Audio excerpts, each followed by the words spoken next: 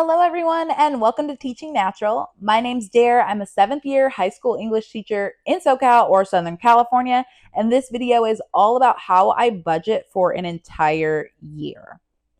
I learned how to budget from One Big Happy Life and the Financial Diet, and One Big Happy Life is how I got this spreadsheet, and then I just edit it to my needs.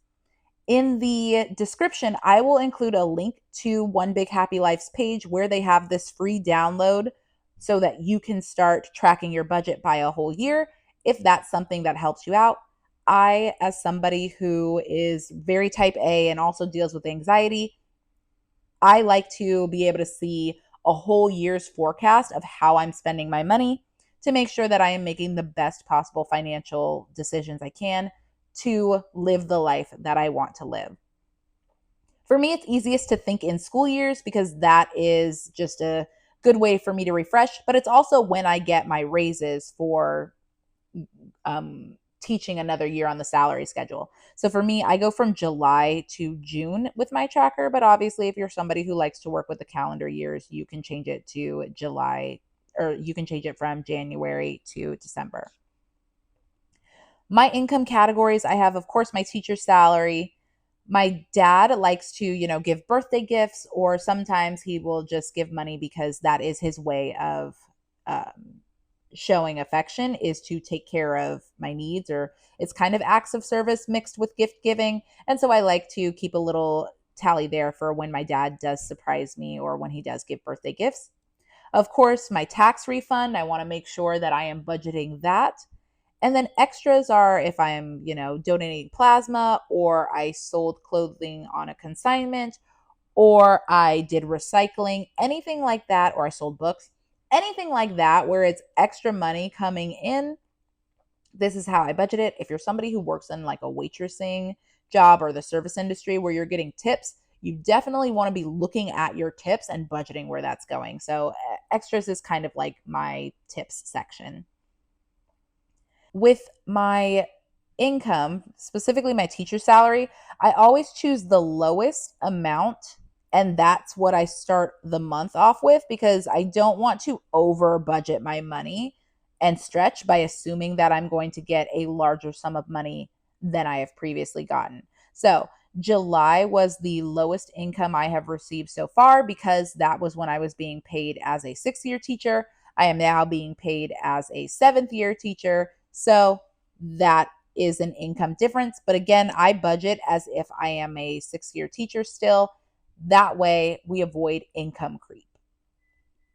The first section I budget are my needs. These are, if I completely lose my job, what do I absolutely have to be able to pay for? My needs section is also how I budget my month ahead. It's how I know how much money I need for a month ahead, again, in case I lose my job or an emergency pops up, anything like that. We have all of my apartment needs. So, rent. At my apartment, I have to pay for my cats, the water, trash, sewer, pest control, and then there's a billing fee. So, I total it out when I know it. A lot of these are varying funds, and that's why you see them blank. When I get the bill that tells me for that month how much it's going to be, then I fill in the money there. And then we have my total rent and utilities. After rent and utilities, the next big thing that I need is gas and electric because I obviously need lights and I obviously need to be able to cook. Renter's insurance, which for me, this is an annual bill. So I blocked out the months where I'm not paying that insurance, and then I put it on the month that I'm paying this insurance. This lets me know, hey, in this specific month, I'm going to have a little bit more of an increase in my needs spending or another category of spending to make sure that I have that money set aside. I then need my Wi-Fi, groceries/restaurants. And for me, I treat groceries and restaurants as the same. So whether I want to do grocery hauls or I want to go to restaurants, I have a set amount of money. So I cannot go over that budget if I choose to go out to eat more than I choose to grocery shop or vice versa. So it's all about, just planning your money wisely. That way you can still build in fun. You're just not sacrificing your future or going into debt to do these fun things. So for me, $400 as a single person with no dependents works perfectly in my budget. Next is my gas for my car insurance, oil changes. I estimate based on previous oil changes how much I will need, but if it ends up being a little more, that is okay because I do have an emergency fund set up if a bill is a little higher than I expect. But again, I try to pay attention to the prices previously to budget for that. I pay for Starlink for my car, so that is another annual emergency, or sorry, not emergency. That is another annual bill that I make sure that I budget for within the month that it comes out. Of course, my car registration, budget for that. My hair, getting my hair trimmed, I make sure that I budget for that. If my cats need anything, which they typically don't, I typically fold cat food into my grocery budget. And then if something pops up, I do have an emergency fund for my cats. So I typically don't budget anything for my cats.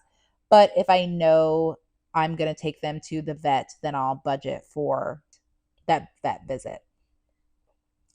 Norton LifeLock, my Costco membership, anything for teaching. So, like if I know I need to buy units or professional development, or if I need to renew my credential, I make sure that I budget that.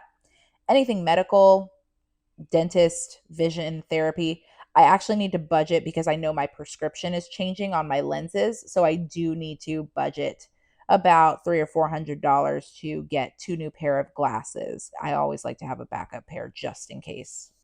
And then I do pay for Life Alert for my mother. So that is another important bill to make sure I have.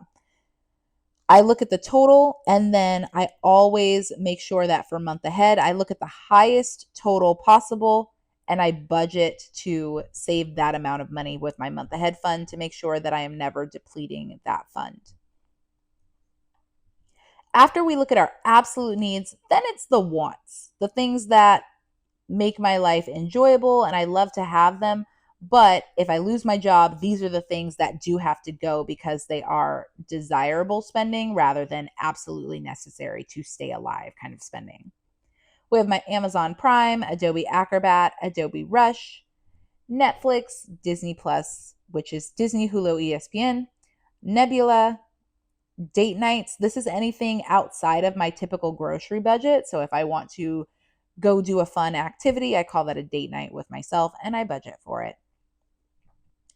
Bloom, getting my nails done. And you can see that in the winter months, I do budget lower for getting my nails done. And that's just because I don't need to get a pedicure every single month during the winter months because I am wearing socks and tennis shoes, boots, closed-toed shoes. So nobody is seeing my feet. So I don't need to spend that money on pedicures. I'll wait until we outside again to spend pedicure money. Traveling on a trip. So you can see in July, this is when I went to Miami. So I had to have more money that I did not put aside on my sinking funds, money so that I could travel. I always know that I go home in November because it is cheapest to go during Veterans Day. So I've already purchased the flights, but I do make sure that I have some extra money for safety or for fun things I might want to do on a trip. Shopping and books. For me, this is where I give myself some little joy of being able to get a book or being able to get a new lipstick, anything like that. I also kind of give myself a little bit more in December because that is my Christmas shopping for myself is shopping/books. And then friends and gifts. Christmas comes the same time every year, or whatever holidays you might choose to celebrate, they come around the same time every year. And you know your friends or your family have a birthday the same time every year. So you can budget money for that. So, for example, my dad's birthday is in August, so I always budget money for him. And then again, I know that I'm going to be buying Christmas presents for my dad, so I budget that money as well. And then my best friend's birthday is in April. So I'm budgeting when I know those kind of big things are coming around. European Wax Center. Massage Envy, my concealed carry permit, and then anything teacher related that is like back to school supplies, or I want to change up my back to school wardrobe. I make sure that I budget that so that I am not going completely out of budget. After my wants comes savings. My emergency fund, this is, you know, a tire pops or my cats swallow something and now I need to take them to the vet. These are these kind of emergencies that you really cannot predict. And yet, there is a high likelihood that this thing could happen and you don't want to go in debt for your emergency fund. My emergency fund right now is at $1,000 and it is in a high interest savings account. So I am getting money for just keeping that money in there. So that is why you don't see anything in the emergency fund. My sinking funds, this is my travel fund or my me fund when I want to buy a perfume or I want to buy something else in my wardrobe and I just want to have money in the reserves or I know that a trip is coming up. So I'm saving in my sinking funds. The most important savings fund for me is my month ahead fund. That is, again, if I lose my job, I want to make sure that I have at least a month ahead. I am working towards being 3 months ahead. And then after I hit that 3 month ahead goal, then I will work on being 6 months ahead on my bills, those needs to make sure that I'm always okay. And so we're just slowly but surely building that fund up. With savings, since I am a California teacher in a public school, my retirement is already taken out of my check. So I do not need to budget anything additional for my retirement because I have my pension and then I also have my dad's pension because he was able to split his pension off so that I will get that when he passes. So for me personally, I don't need to be saving anything additional for emergency or for retirement. However, if your school district doesn't already take it out for retirement, or if that's not going to be enough and you need to have a 403 or 457B, then you want to make sure that you are budgeting for that savings fund. After savings, then comes debt.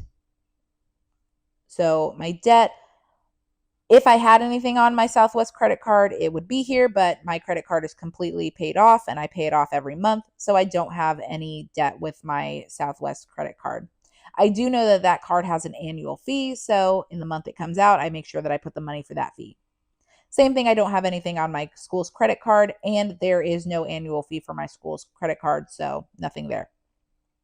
My Synchrony card, this is my Mattress Firm card that has 0% interest until March 2026. So I am spreading out that payment, but I am making sure that I have the minimum payment calculated and then the additional money that I am putting towards it to pay that card off faster so that the interest does not hit the account past March 2026.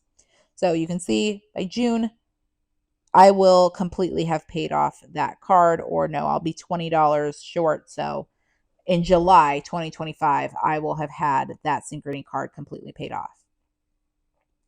After my credit cards comes the granddaddy of them all, my student loan debt. And so my minimum payment is $334.47.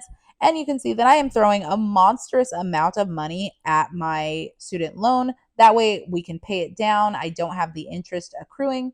My goal is to pay off my student loan by 32.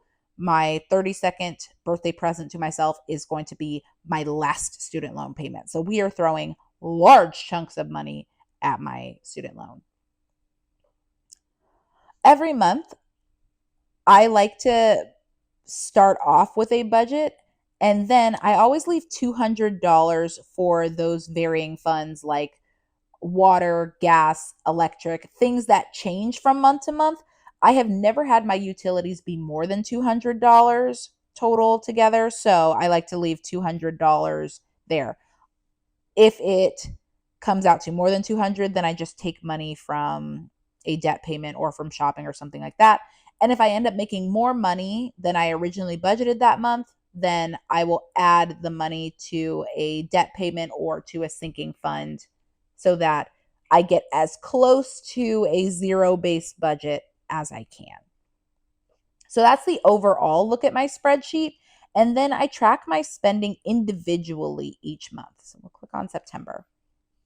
So you can see I already have started. I did my big grocery hauls. So I have groceries for the month and I still have $73 left over. So if I want to go to a restaurant or anything like that, I have money left over. For gas, I have $150. So each time I get gas or if I get a car wash, that'll be tracked here. My spending or my shopping, I got some things for myself off Amazon. So I have $15 left. I track my credit card debt payments to make sure that I'm on track there.